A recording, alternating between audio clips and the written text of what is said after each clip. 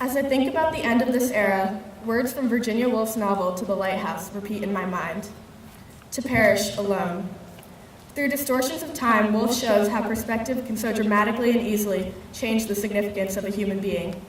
She can spend hundreds of pages speaking about a single character, just as high schoolers we may spend what seem like eternities studying for tests, sitting through classes, waiting for weekends, and yet in a few pages, Woolf lets 20 years pass. The intricately woven characters vanish within sentences, relationships break apart, and we are left questioning their impact on the remainder of the novel, their legacies on the literary world once revolving around them. Woolf repeats the line again and again, to perish alone. Legacy is a scary thing, the acknowledgement that despite our greatness in any given moment, we eventually vanish. Our lives touch others, roll together as waves, and leave slight dashes in the sand.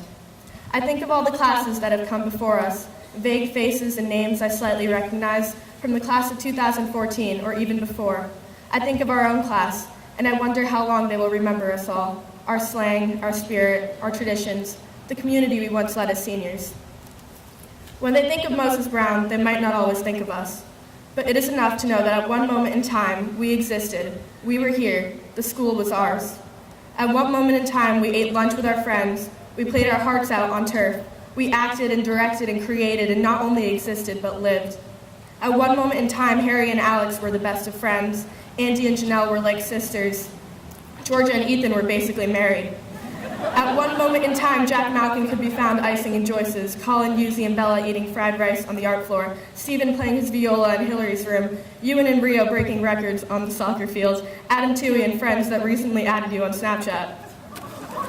At one moment in time, Alucci or Leafon would serenade you with their deep opera voices, Nora would greet you with a shy smile, and Yara would go off in class proving that doing the homework actually helps.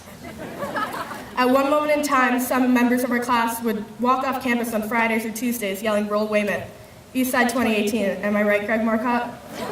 Some spent hours in Woodman Green Room rehearsing for plays, others spent hours in the Friends Green Room playing out their lives.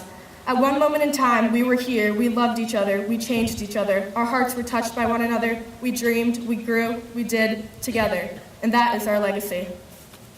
Finally, I can't think of legacy without thinking of the ending song from Hamilton coming to mind. Elizabeth Schuyler singing, "When my time is up, have I done enough? Will they tell my story?"